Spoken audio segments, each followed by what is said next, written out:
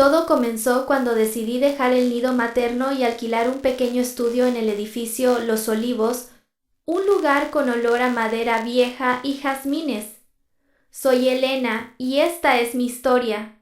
En el departamento 4B vivía él, un hombre de gestos pausados y una barba entrecana que le daba un aire de sabiduría solitaria. Se presentó como Julián.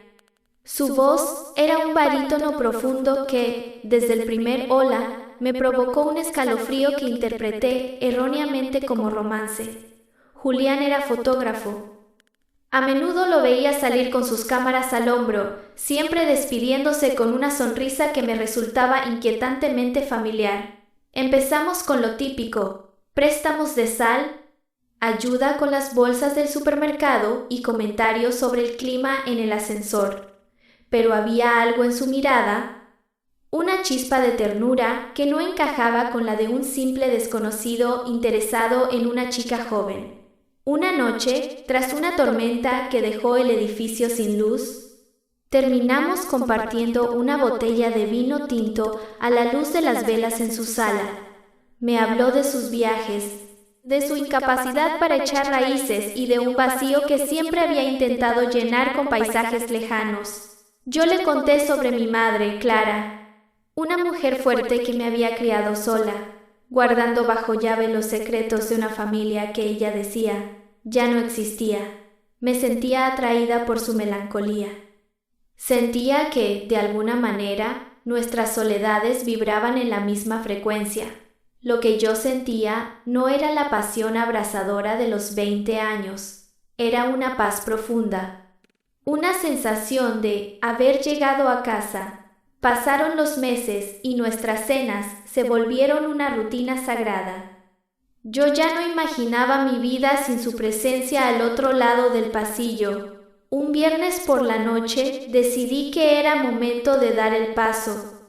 Estaba convencida de que lo que nos unía era un amor destinado a ser. Lo invité a mi departamento y, por primera vez, le hablé de mis sentimientos con el corazón en la mano. Julián me miró con una mezcla de afecto y confusión. Me tomó las manos y me dijo que yo era la persona más especial que había conocido en décadas. Esa noche nos besamos. Fue un beso breve, cargado de una electricidad extraña que, en lugar de encenderme, me dejó una sensación de inquietud en el pecho. Tras ese beso, el ambiente entre nosotros se volvió denso, como si el aire mismo supiera algo que nosotros ignorábamos. Julián empezó a evitar mi mirada por momentos, perdido en pensamientos que no compartía conmigo, sumergido en un mar de dudas. Yo atribuí su distancia al miedo al compromiso, a la diferencia de edad que nos separaba por casi 20 años. Sin embargo, él siempre volvía, como si una fuerza magnética invisible lo arrastrara de nuevo hacia mi puerta. Me regaló una fotografía que había tomado años atrás en un pueblo costero, un lugar que mi madre mencionaba a veces entre suspiros. Este lugar me dio paz cuando no tenía nada, me dijo, y sus ojos se humedecieron de una forma que me rompió el corazón. Decidimos intentar una relación formal, aunque él insistía en que debíamos ir con pies de plomo, como si camináramos sobre hielo delgado. Me contaba historias de su infancia, pero siempre omitía nombres, lugares específicos o fechas. Eran relatos de fantasmas. Yo le hablaba de mi abuelo, un hombre rígido que había causado mucho dolor antes de morir, y Julián apretaba los puños hasta que sus nudillos blanqueaban. A veces, mientras dormíamos la siesta, él pronunciaba nombres en sueños que yo no reconocía, pero que sonaban a plegarias. La conexión crecía, pero también una sombra de presentimiento que yo confundía con la intensidad de un amor prohibido. Le pedí que viera fotos de mi infancia, pero él siempre ponía excusas, diciendo que prefería vivir en el presente absoluto. Me di cuenta de que él tenía una marca de nacimiento en el cuello, idéntica a una que yo tengo en el hombro, una mancha de café con leche. Se lo comenté riendo, llamándolo nuestra marca del destino, y él simplemente sonrió con una tristeza que ahora me hiela la sangre. Empezamos a planear viajes juntos, a imaginar una vida donde su cámara y mi escritura se fusionaran en un solo camino. Julián confesó que nunca había sentido una confianza tan absoluta con nadie, una transparencia que lo asustaba y lo liberaba a la vez.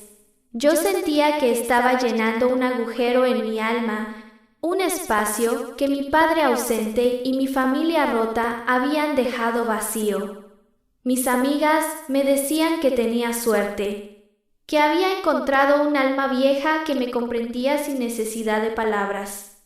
Pero había noches en las que Julián se quedaba mirando fijamente la puerta de mi departamento, como si esperara que alguien del pasado entrara a reclamarlo. Él nunca me preguntó por mi apellido de soltera, y yo nunca se lo mencioné, asumiendo que para él los nombres eran etiquetas vacías. Una tarde, me ayudó a colgar un cuadro de mi abuela, y comentó que tenía ojos de tormenta, los mismos ojos que él veía en el espejo.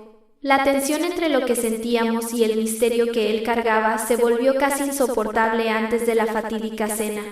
Yo estaba tan ciega por el ideal de haber encontrado al hombre perfecto que ignoré todas las señales que el instinto me enviaba. Cada vez que hablábamos de la familia, el aire se enfriaba y él cambiaba de tema con una destreza casi profesional. «Vengo de ninguna parte», decía siempre, intentando borrar un rastro que el universo se encargaría de reconstruir. La víspera de conocer a mi madre, él me escribió una nota. «Gracias por enseñarme que todavía se puede pertenecer a alguien». Yo guardé esa nota bajo mi almohada, creyendo que era el inicio de un compromiso eterno, sin saber que era el preámbulo de un adiós. Preparamos la cena con un esmero excesivo, como si estuviéramos preparando un ritual de paso. Compré su vino favorito y él trajo las flores más blancas que pudo encontrar, simbolizando una pureza que estaba a punto de mancharse. Él se puso su mejor camisa, una que resaltaba sus ojos, esos ojos que yo amaba y que pronto descubriría que compartía. El destino movió la última pieza del tablero cuando mi madre confirmó su asistencia, enviándome un mensaje. «Tengo ganas de ver quién te ha robado el corazón». Julián bromeaba diciendo que esperaba estar a la altura de las expectativas de la mujer que me había dado la vida. Nunca una frase fue tan trágicamente literal. Él no solo estaría a la altura, él era parte de esa misma vida. El eco de sus pasos en el pasillo mientras iba a recibir a mi madre todavía resuena en mi memoria como una marcha fúnebre. Abrí la puerta con una sonrisa que se congelaría para siempre en el tiempo, una máscara de felicidad antes del desastre. Mi madre apareció en el umbral, radiante y orgullosa, lista para bendecir una unión que la ley de la naturaleza prohibía. Para formalizar mi nueva relación, decidí organizar una cena de domingo e invitar a mi madre. Quería que conociera al hombre que me hacía feliz. Julián estaba nervioso. Compró flores y preparó un postre, actuando como un adolescente antes de conocer a sus suegros. El timbre sonó a las 8 en punto. Mi madre entró con su elegancia de siempre, cargando un pastel de manzana. «Mamá, quiero presentarte a Julián, mi vecino», dije con una sonrisa radiante, sin sospechar que el mundo estaba a punto de romperse. El silencio que siguió fue absoluto. Un vacío sónico que pareció succionar todo el oxígeno de la habitación. Mi madre dejó caer el pastel. El plato de cerámica se hizo añicos contra el suelo, pero ella ni siquiera parpadeó. Sus ojos estaban fijos en Julián, y los de él se abrieron con un terror que nunca le había visto. «¿Julito?», susurró ella, con una voz que parecía venir de un túnel del tiempo. Julián retrocedió hasta chocar con la pared, su rostro perdió todo rastro de color, volviéndose gris como la ceniza. «Clara», respondió él, y en esa sola palabra se desmoronaron todas mis fantasías románticas. Yo los miraba alternativamente, atrapada en una confusión violenta. «¿Qué está pasando?», pregunté. aunque una parte de mí ya lo sabía.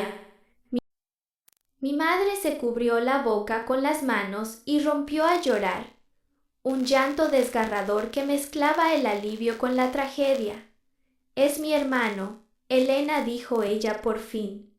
Es el hermano que se escapó cuando yo tenía 10 años. El que borramos de las fotos. El suelo pareció desaparecer bajo mis pies. El hombre al que le había entregado mis suspiros y mis besos era la sangre de mi sangre. Julián bajó la cabeza. Nos explicó, entre sollozos, que él se fue de casa muy niño, huyendo de un padre abusivo, y cambió su apellido. Nunca supo qué fue de su hermana. Nunca imaginó que la chica del 4C era la hija de la niña a la que tuvo que abandonar para sobrevivir. Sentía una conexión contigo, Elena me dijo con la voz rota. Pero mi alma me gritaba que era familia, y yo lo confundí con otra cosa. El asco, la culpa y la tristeza me golpearon simultáneamente. El amor que sentía se transformó instantáneamente en un dolor biológico. La cena nunca se sirvió. Esa noche se convirtió en un juicio de sombras y recuerdos recuperados del fondo del olvido. Julián se mudó del edificio a la semana siguiente. No podía soportar verme a los ojos después del beso que nos habíamos dado. Sin embargo, con el tiempo, el horror fue reemplazado por una forma extraña de gratitud. El destino no me dio un amante, me devolvió una raíz. Mi madre recuperó a su hermano y yo, aunque con cicatrices, encontré mi historia.